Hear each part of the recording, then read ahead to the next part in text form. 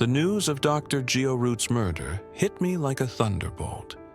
I was at home, engrossed in a cricket match, when my phone buzzed incessantly. The caller ID showed it was the station. I answered, and the voice on the other end was tense, hurried.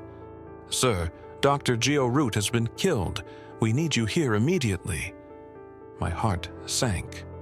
Dr. Root was not just a respected figure in the city. He was a close friend. Without wasting a second, I grabbed my coat, assembled my team, and we sped toward his residence. Dr. Root lived in a secluded house in a bad colony, far from the bustling city center. The journey felt endless, my mind racing with questions. Who would want him dead? And why? By the time we arrived, it was 2 a.m. The media had already swarmed the area, their cameras flashing like lightning in the dark. Reporters bombarded us with questions as we stepped out of the vehicle. "DSP Buttler, what can you tell us about the murder? Is it true that Dr. Root was involved in controversial research?" I brushed them off with curt responses, my focus entirely on the crime scene. The house was eerily quiet, the kind of silence that feels heavy, almost suffocating. The forensic team was already at work, dusting for fingerprints and photographing the scene.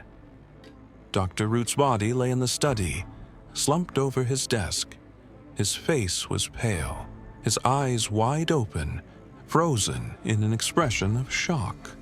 A single gunshot wound to the temple told the story of a quick, brutal end. As I surveyed the room, something felt off. The desk was cluttered with papers, but there was no sign of a struggle. The window was slightly ajar, but there were no footprints outside. It was as if the killer had vanished into thin air. My instincts told me this wasn't a random act of violence. This was personal. I introduced myself to the officers on the scene. "I'm DSP Jos Buttler. I'll be leading this investigation. I want every detail documented, no matter how insignificant it seems." The team nodded, and we began our work. Just as we were about to dive deeper into the investigation, a young boy emerged from the shadows. He couldn't have been more than 16, his face pale and tear-streaked. He approached me hesitantly, his voice trembling. I'm Dr. Root's son. My name is Zampa."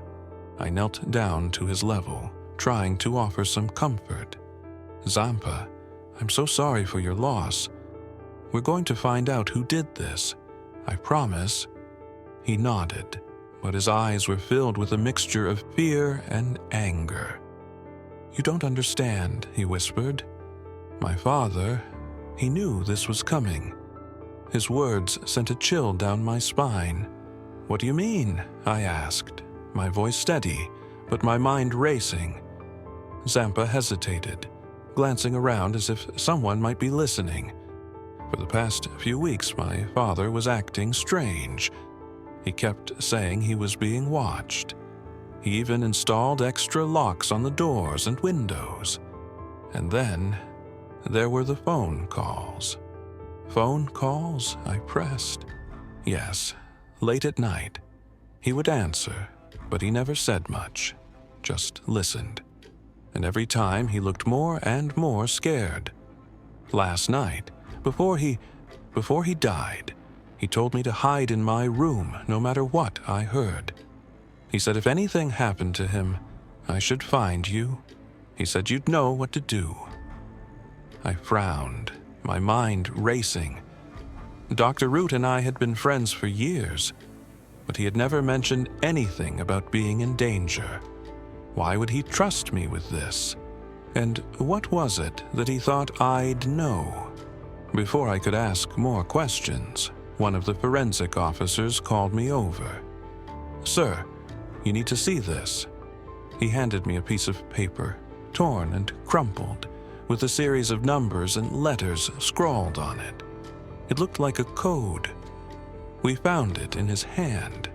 He was clutching it when we arrived. I stared at the paper, trying to make sense of it. "Zampa, do you know what this is?" I asked, showing him the note. He shook his head, but his eyes widened in recognition. "No, but my father had a safe in his study. He never told me the combination, but maybe this is it." We rushed to the study, and sure enough, there was a small, discreet safe hidden behind a painting. I entered the code, and the safe clicked open. Inside was a USB drive and a handwritten letter addressed to me. My hands trembled as I unfolded the letter. It read, "Jos, if you're reading this, it means I'm gone. I'm sorry to drag you into this, but I had no one else to trust. The research I've been working on, it's bigger than you can imagine. There are people who will stop at nothing to keep it hidden. The USB contains everything. Protect it. Protect Zampa, and whatever you do, don't trust anyone." I slipped the USB into my pocket, my mind reeling. What kind of research was Dr. Root involved in? And who were these people he was so afraid of? As I turned to Zampa, I noticed something else in the safe, a photograph. It was a group picture taken years ago. Dr. Root was in the center, smiling, but it was the faces around him that caught my attention. Among them was someone I recognized, someone I had trusted for years. My blood ran cold. The pieces were starting to come together, but the picture they formed was more terrifying than I could have imagined. This wasn't just a murder. It was the beginning of something much darker. "Zampa," I said, my voice low and urgent. "We need to get out of here. Now!" As we left the house, I couldn't shake the feeling that we were being watched. The shadows seemed to move, the air thick with tension. Whoever had killed Dr. Root was still out there, and they weren't done yet. The investigation had only just begun, but one thing was clear. This was far from over, and the truth, whatever it was, would come at a price. As Zampa and I stepped out of the house, the night seemed to close in around us. The faint hum of the media vans in the distance was the only sound breaking the eerie silence. My hand instinctively rested on the USB drive in my pocket, its weight feeling heavier with every step. Dr. Root's warning echoed in my mind. Don't trust anyone. We hurried to my car, parked a short distance away. The streetlights flickered, casting long, distorted shadows on the pavement. I kept glancing over my shoulder, my instinct screaming that we weren't alone. Zampa clung to my side, his breathing shallow and quick. "Where are we going?" he whispered, his voice barely audible. "Somewhere safe," I replied, though I wasn't entirely sure where that was. The station was out of the question. If Dr. Root's killers had eyes everywhere, they'd expect me to go there. I needed time to think, to process what was on the USB drive. But first, I had to get Zampa to safety. As I opened the car door, a sudden noise made me freeze. It was faint, almost imperceptible, a soft crunch of gravel, like someone stepping carefully.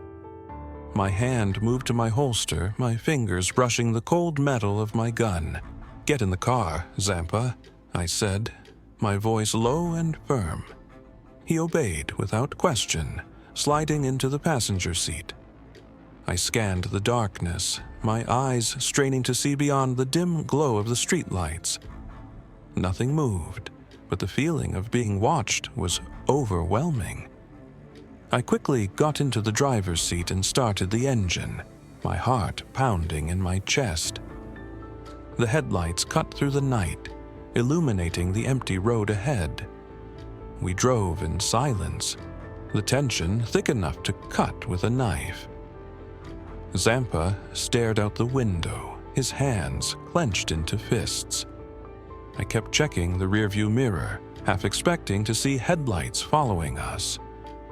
But the road behind us remained empty. After about 20 minutes, I pulled into the parking lot of a small, run-down motel on the outskirts of the city. It was the kind of place where people went to disappear. I booked a room under a fake name, paying in cash, and led Zampa inside. The room was dimly lit, the air stale, but it would have to do for now. I locked the door behind us and pulled the curtain shut. Zampa sat on the edge of the bed, his face pale and drawn. "What happens now?" he asked, his voice trembling. I sat down across from him, pulling the USB drive from my pocket. "Now, we find out what your father was hiding." I plugged the drive into my laptop, my fingers hovering over the keyboard. The screen flickered to life, and a single folder appeared. It was labeled Project Erebus. I opened it, and my breath caught in my throat.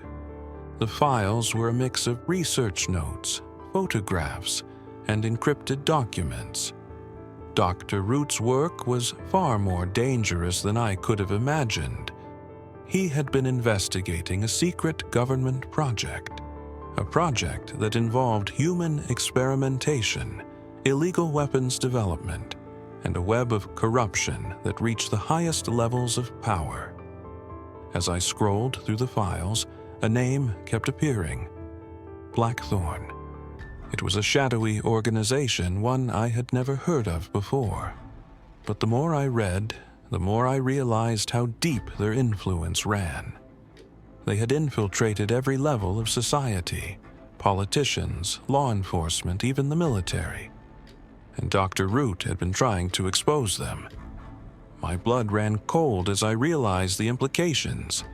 If Blackthorn had killed Dr. Root, they would stop at nothing to silence anyone who knew the truth, including me, including Zampa. I turned to Zampa, my voice grave. "We can't stay here long. They'll find us eventually. We need to—" Before I could finish, the sound of breaking glass shattered the silence. I spun around, my gun drawn, just as the window exploded inward. A canister landed on the floor, hissing as it released a cloud of thick white smoke. Tear gas. "Zampa, cover your mouth," I shouted, pulling him to the floor. My eyes burned, and I struggled to see through the haze. The door burst open, and shadowy figures stormed in, their faces obscured by gas masks. I fired a shot, but they were too fast, too many. One of them grabbed Zampa, dragging him to his feet. "Let him go!" I yelled, but a sharp blow to the back of my head sent me crashing to the ground. My vision blurred, and I fought to stay conscious.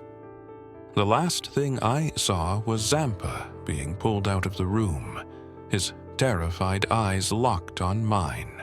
Then everything went black. When I came to, the room was empty. The USB drive was gone. Zampa was gone. I stumbled to my feet, my head throbbing, and rushed outside. The parking lot was deserted, the only evidence of what had happened being the shattered window and the faint smell of tear gas lingering in the air. I pulled out my phone, my hands shaking as I dialed the station. But as the line connected, I hesitated. Dr. Root's warning echoed in my mind. Don't trust anyone. I ended the call and slipped the phone back into my pocket. If Blackthorn had infiltrated the police, I couldn't risk involving them. I was on my own. The night stretched ahead, dark and endless. Somewhere out there, Zampa was in danger. And somewhere out there, the truth about Dr. Root's murder and the sinister forces behind it was waiting to be uncovered. But one thing was certain: This was far from over, and I wouldn't stop until I found the answers, no matter the cost.